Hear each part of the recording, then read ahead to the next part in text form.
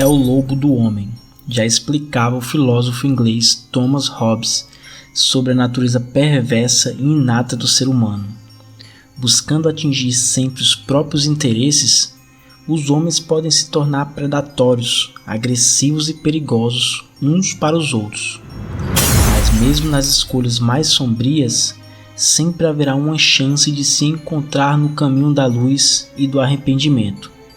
Entretanto, alguns homens são tão perversos que se tornam a encarnação do mal na Terra. Albert Fish, um monstro escondido na pele de um ancião inofensivo.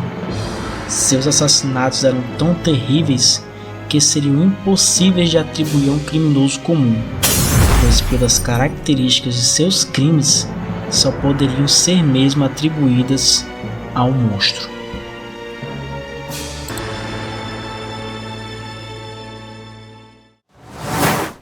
Vampiro do Brooklyn, Homem Cinzento, Maníaco da Lua, Lobisomem de Wistéria e Bicho-Papão foram alguns apelidos que Albert Fish ganhou através de seus assassinatos. O cara era uma mistura de tudo o que era ruim: canibal, estuprador, pedófilo e assassino em série. Não lhe faltaram adjetivos negativos em sua vida.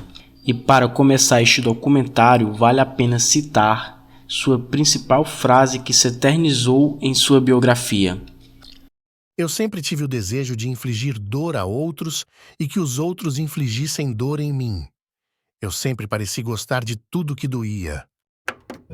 A história que vou contar agora aconteceu em 1928, nos Estados Unidos. Edward Budd era um jovem rapaz que buscava emprego para ajudar sua humilde família. Para tanto, colocou um anúncio em um jornal de sua época. Não tardou e logo um homem entrou em contato com a família. Dizia que era um grande fazendeiro e que viu a oferta através do anúncio e queria marcar um encontro para uma entrevista com o jovem rapaz. O pai de Edward estava muito feliz, pois as coisas iriam melhorar com seu filho trabalhando e ajudando com as despesas da casa. O dia da entrevista chegou e o fazendeiro apareceu. Um senhor já de idade, de aparência frágil e dócil.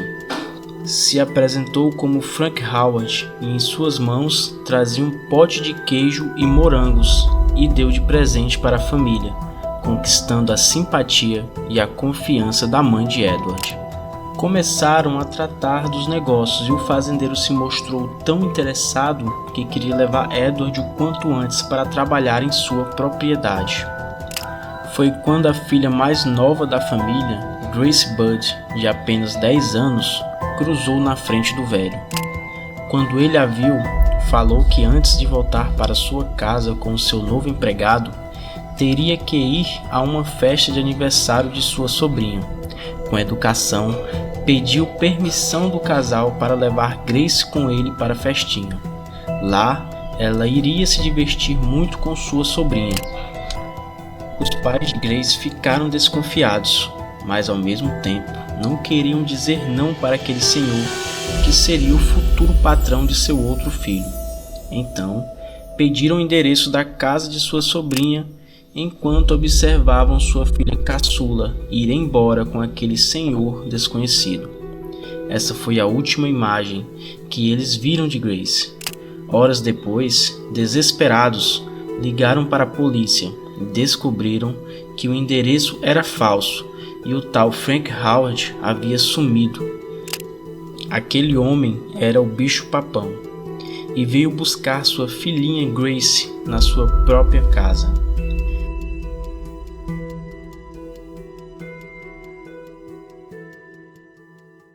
Já haviam se passado 7 anos desde o desaparecimento de Grace. Nenhuma pista ou paradeiro do velho sequestrador era descoberto.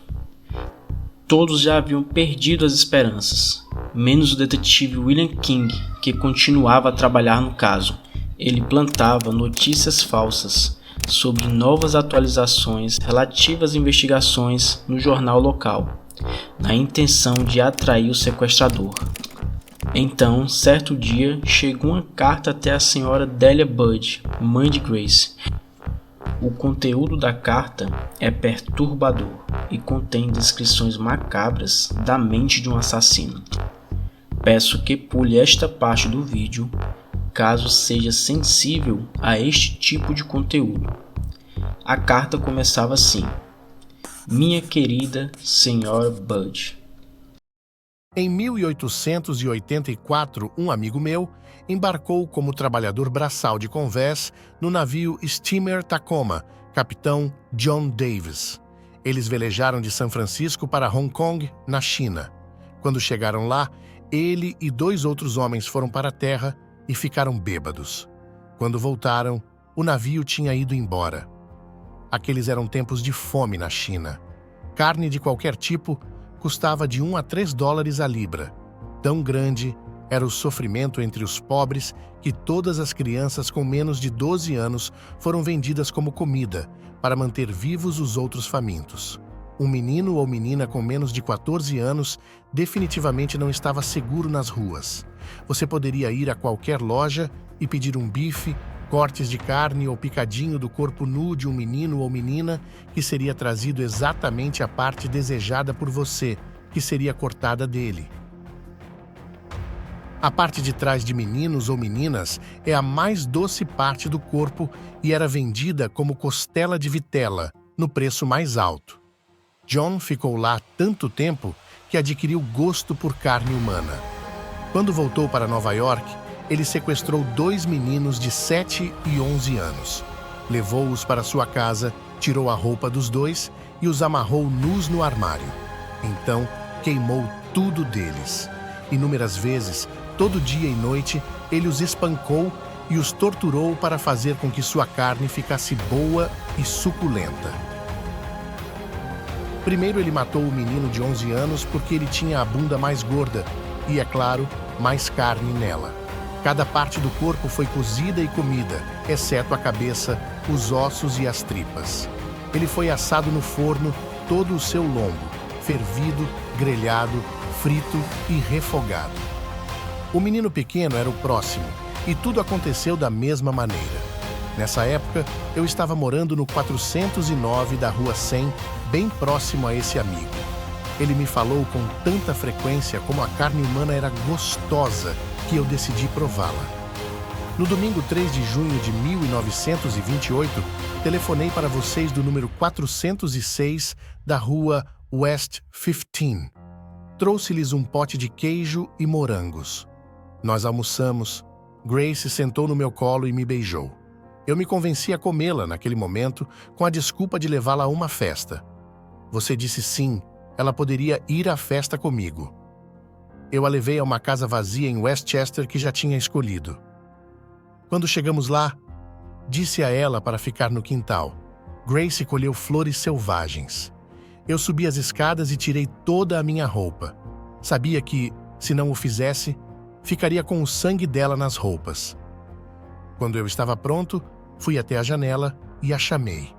Então me escondi no armário até a menina entrar no quarto.